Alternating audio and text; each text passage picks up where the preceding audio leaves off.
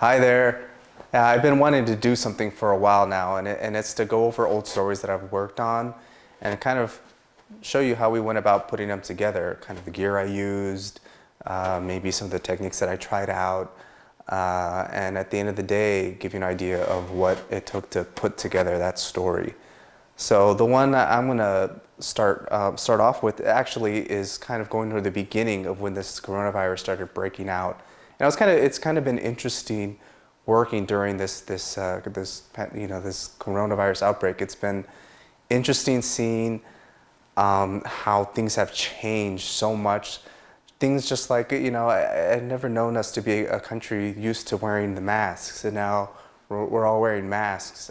Even when this started breaking out, you'll see in this story, you'll see an American who was living in China coming back, and he was explaining to us that this was such a big deal, but at the time it was still kind of like, oh, it's over there.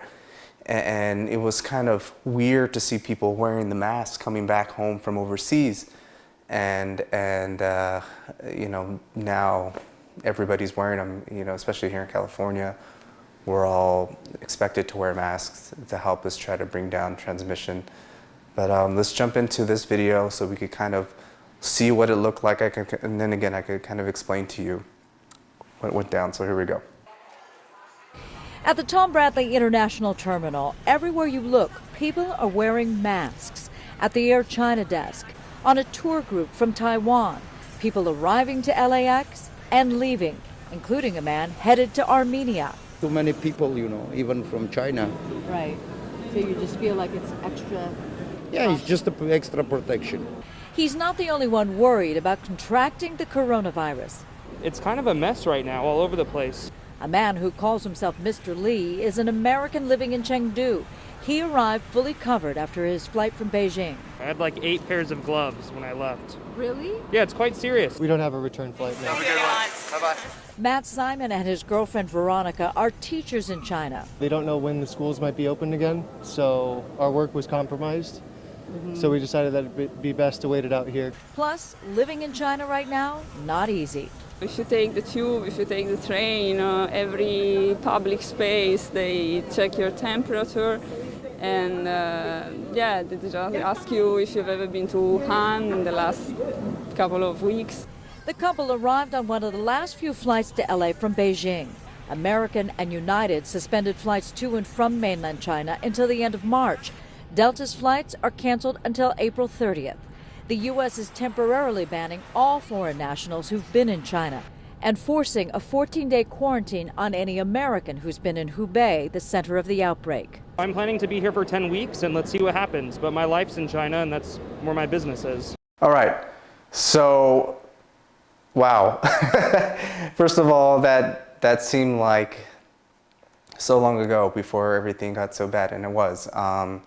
Then again, there was only 3 cases here in California, and that's just crazy to think. But just right off the top, so I wanted to establish where we were. So that first shot there at the Tom Bradley walking in, it just kind of sets us up where we're at.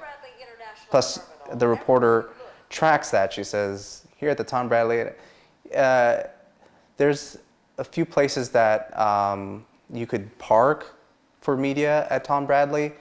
And it's a short walk from there, but carrying all your heavy gear isn't necessarily the easiest way to get about there. So for this shoot, I used my Sony A7R II, and I have a Zeiss lens on there, and I throw it on a gimbal.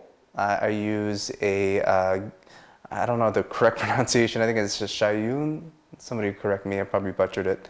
But I like it because I could control things like my iris and my shutter speed if I wanted to change it. I pretty much leave shutter speed the same, but if I wanted to, I could change things on the fly, which I really like about that. And the reason I did this is because it's lightweight. We did a lot, especially for this story, we did a lot of walking. So we started off on the Tom Bradley International, which is on the 2nd level. and then we had to walk down and then back up, and that, carrying a heavy tripod, your big camera, it's very heavy. And I'm not the only shooter who does this. That same day, I saw the CBS crew carrying a little baby. I don't know if it was a baby JVC or whatnot, but you could carry the big camera, but you're lugging a lot of weight. And we did a lot of interviews on the fly like that. And if you want things to look more stable and you don't want to have to try to put everything on the tripod on the fly, something like a little rig like what I just did. And of course I'm using I have my own Sony wireless kit as well, and that also came with a stick mic transmitter, and I also have my receiver. So I'm able to, that's how I was able to get audio for that. But then again, so that's why I'm able to get a lot of these wide sweeping shots of people there at the airport. So when you're shooting, since I'm shooting with my Sony, it's prime lens, so I don't have the zoom option. So like these tight shots where he's taking off his gloves, tighter shots when people are standing with their mask that I wanted to get, you can't zoom in with that, so you're gonna have to walk in close to that. Now, some people, maybe, you just got to feel it. I mean, I just don't walk up to anybody and start doing that. I kind of just ease my way in, start shooting. And then if somebody didn't want to, I could read their body language if they turned away. But if people were okay with it, like, I could sense that, they weren't worried that I was shooting, they were okay with it, then you could get a little closer. And, sometimes I establish some contact with that person. Hey, we're doing this story about people, who are coming back from here, maybe from overseas, and we're just trying to show how you guys are protecting yourselves. It's right there, a close shot of your mask. And, people appreciate that, and they're like, oh, yeah, yeah. So then I will get a little closer. So to me, that's a good way to get a shot where somebody feels comfortable.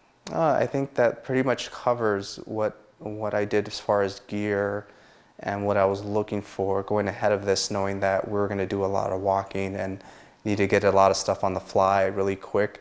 I wanted to make sure that I had something that looked steady, that we could do things really quick, and I wasn't going to be carrying all this heavy equipment in a very tight spaces. There's a lot of people walking at LAX at that time. Now LAX is empty. But, it's just some things to consider.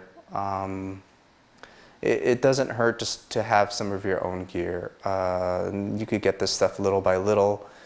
I know the A7R2s have gotten a lot cheaper.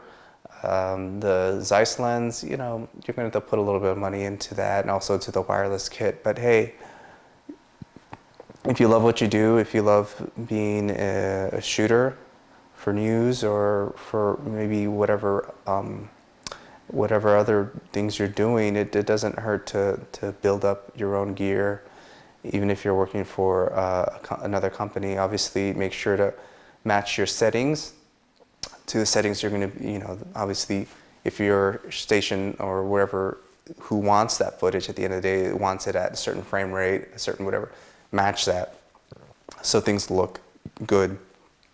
That's all I have to go over today.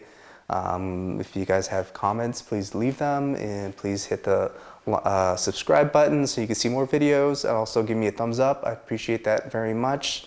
Stay safe, everybody, and we'll see you again later.